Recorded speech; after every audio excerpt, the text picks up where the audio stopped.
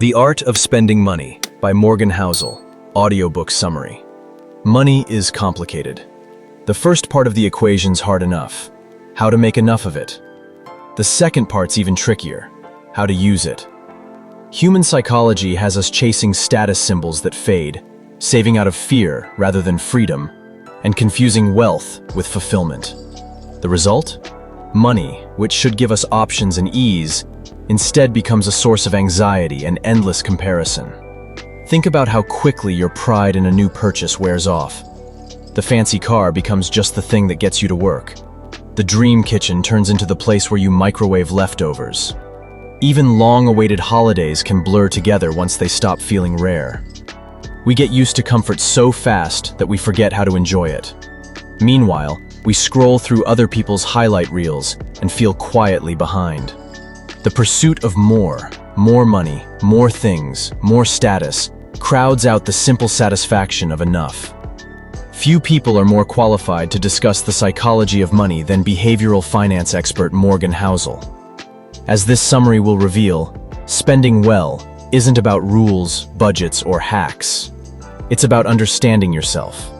In short, it's an art, not a science. The upshot? Spending is intensely personal. No one can tell you the right way to use your money. Happiness-maximizing financial decisions are downstream from figuring out what you truly value. Once you do that, you can start building a life that feels rich, even if it's simple.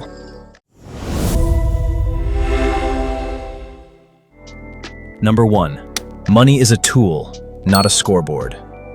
We're often taught to think that financial success means earning more, saving more, or buying more.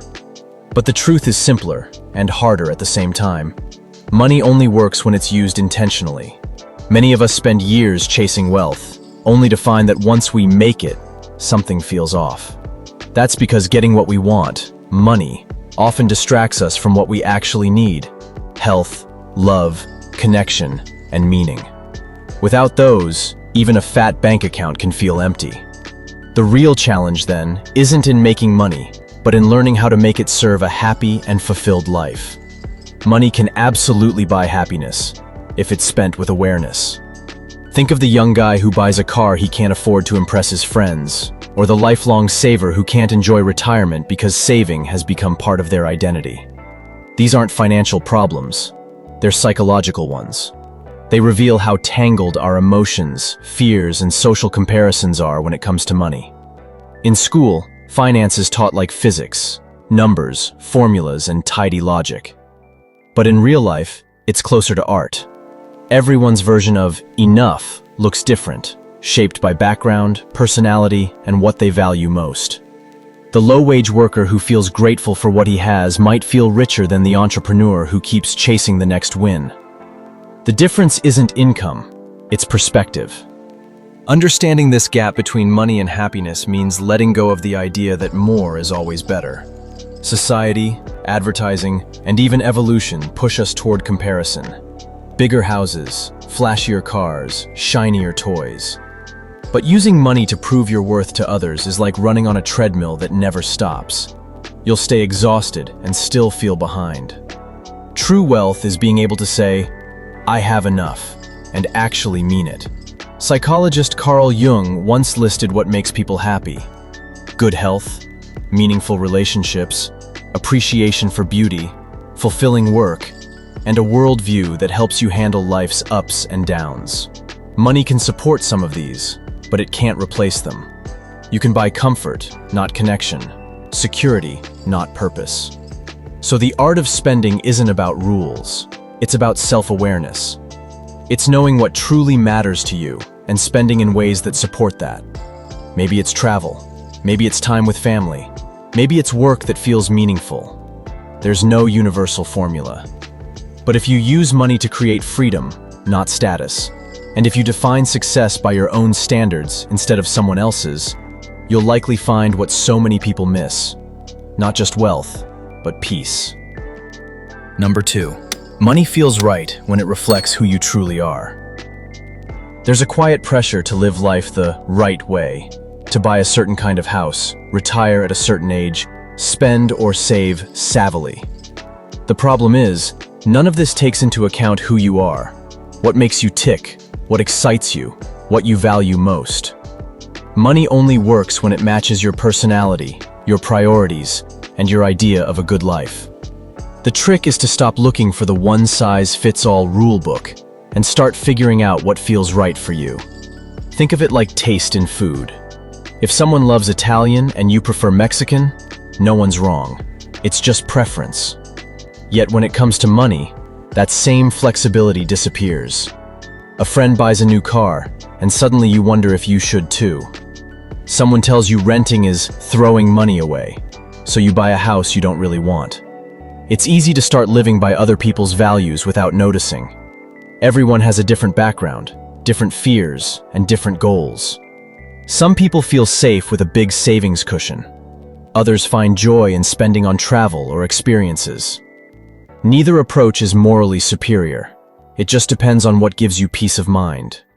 Trying to live someone else's version of savvy can leave you anxious and disconnected from what truly matters to you. Judging how others spend their money is another trap. It's human nature to assume our way makes the most sense. If someone spends more, they're wasteful. If they spend less, they're stingy. But behind every financial choice is a story. One that makes sense when you know the person's circumstances. Maybe the flashy spender grew up poor and now craves signs of success. Maybe the minimalist saver once watched a parent go bankrupt. When you realize that, judgment turns into empathy. Money decisions reflect identity, upbringing, and dreams. Criticizing others can actually block your own growth because it gives you false certainty. Real wisdom comes from curiosity, asking why you spend the way you do, and whether it still fits the life you want now. In the end, the best financial philosophy is one rooted in self-awareness and respect, for your own journey and for everyone else's. When your spending choices reflect your true priorities instead of social pressure or fear of judgment, money becomes more than a number. It becomes a mirror of who you really are. And that's where fulfillment begins. Number 3. Happiness lies between what you expect and what you get. Picture this. It's 1915, and Ernest Shackleton's ship, the Endurance, is locked fast in the Antarctic ice. For months, the crew waits, hoping the thaw will free them. Instead, the ice crushes the ship to splinters. 28 men are stranded in one of the most hostile places on Earth. Temperatures drop to 10 below zero. Their tents are frozen stiff. Their food runs out. They eat seals and seaweed, row open lifeboats through ice-choked waters, and sleep in clothes that never fully dry. For 19 months, they fight the cold, hunger, and exhaustion. And somehow, miraculously, every one of them survives. When they finally reach a whaling station on South Georgia Island, they're met with warmth, food, and kindness. A bath, just a bath, becomes an almost spiritual experience. Hot water, clean sheets, a shave, a full meal, and 12 hours of uninterrupted sleep. Nothing about it was luxurious by normal standards, but after what they'd endured, it was pure bliss. That first night of safety and comfort, a number of the men recorded in their diaries, was the happiest of their lives. What made that moment so powerful wasn't just relief, it was contrast. The gap between months of misery and a single night of comfort created a level of joy most of us will never experience. And that's the lesson hiding inside this survival story. Happiness isn't found in constant pleasure, but in moments that make ordinary things feel extraordinary. We don't need to endure Antarctic hardship to understand this. Think about a long shower after camping, a hot meal after being sick, or slipping into clean sheets after an overnight flight. Those simple moments feel incredible because they stand in contrast to discomfort. When comfort becomes our baseline, it loses its magic. That's the paradox of wealth. The more you have, the less special the comfort it buys you feels. Someone who flies private finds it thrilling precisely because they remember the grind of airport queues and middle seats. Meanwhile, the rest of us barely notice how amazing it is to drive our own private cars. 100 years ago, Cars were so rare that people feared they'd cause class resentment, the same way people talk about private jets today. What changed wasn't the car, but our sense of contrast. Happiness lives in the gap between what we expect and what we get. When that gap disappears, joy fades too. Living simply, limiting indulgence, and treating luxuries as treats, not entitlements, keeps that contrast alive.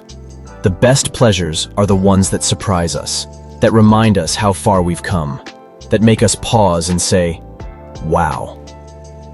Number 4. Wise spending is the fruit of experimentation.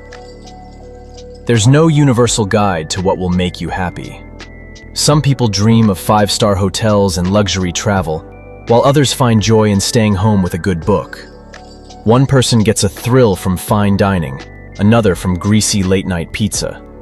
Some think first-class flights are a scam, others can't imagine sitting behind row 4. Everyone's relationship with money is different, because everyone's joy is wired differently. The trick is to discover your own version of happy spending, by experimenting, not by guessing.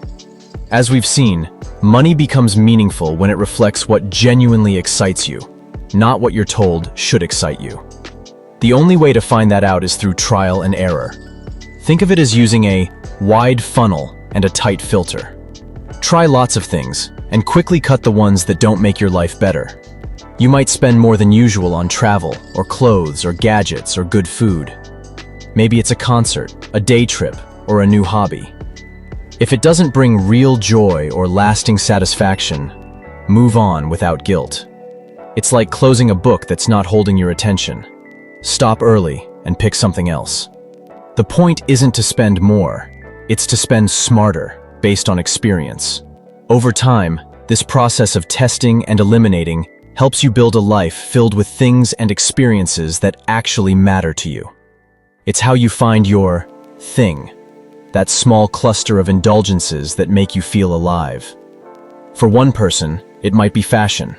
For another, live music. For someone else, it's collecting rare sneakers. What matters is that your spending feels aligned with who you are, not who you think you should be.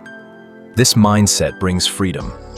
When you know what truly adds value, it becomes easier to cut ruthlessly from the rest.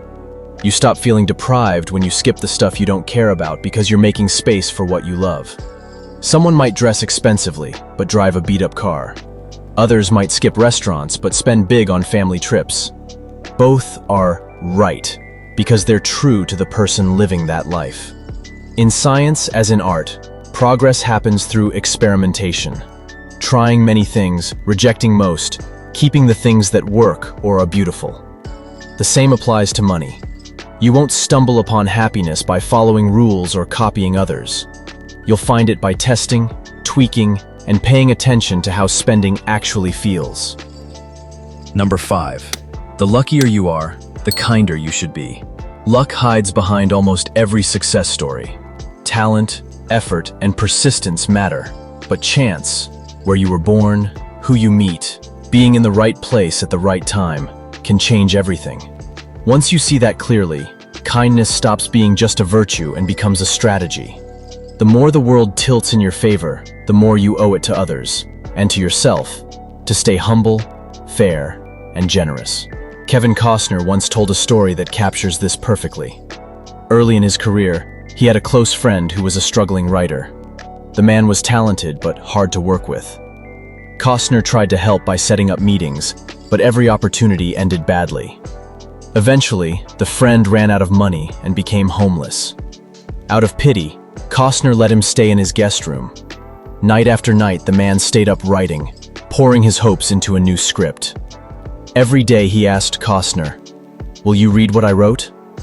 And every day, Costner refused. He didn't take him seriously anymore. The friend started reading parts of his story aloud to Costner's 3-year-old daughter, almost as if auditioning for her approval. Still, Costner wouldn't listen. After a while, his wife asked the guest to move out. The friend left and found work washing dishes in a small restaurant in Arizona. Months later, he called Costner again and asked, "Did you ever read my script?" Costner hadn't. Feeling bad, he mailed the man a sleeping bag to help him through hard times. Then came another call, another polite nudge. Finally, half out of guilt, Costner sat down and read the script. Its title? Dances with Wolves. That script went on to become one of Hollywood's great successes, winning 7 Academy Awards, including Best Picture, and transforming Costner's career. The man he'd ignored had written the story that made him a legend. It's a reminder that you never know where help, opportunity, or inspiration will come from. The world is full of talent hidden in unexpected places. Being kind to everyone, regardless of status, isn't just moral, it's practical. Benjamin Franklin didn't say that honesty is the best virtue. He said it's the best policy. The same goes for kindness. Treating people well isn't just the right thing to do, it's a smart play. You never know whose goodwill, insight, or forgiveness you might need later. Wealth and success can easily distort your perspective. It's tempting to assume that money equals wisdom, or that comfort signals worth. But everyone is fighting their own battles, and acting in ways that make sense to them. When you're lucky enough to have comfort, opportunity, and freedom, you're standing on the shoulders of countless others who came before. Gratitude for that inheritance should translate into empathy, not arrogance. Conclusion. In this summary to The Art of Spending Money by Morgan Housel, you've learned that money creates happiness only when it's used with purpose. True fulfillment comes from spending in ways that match your values, not other people's expectations. Joy depends on contrast, not endless comfort. So even small luxuries feel richer when they're rare. The path to contentment lies in experimenting widely and keeping what brings joy while cutting what doesn't.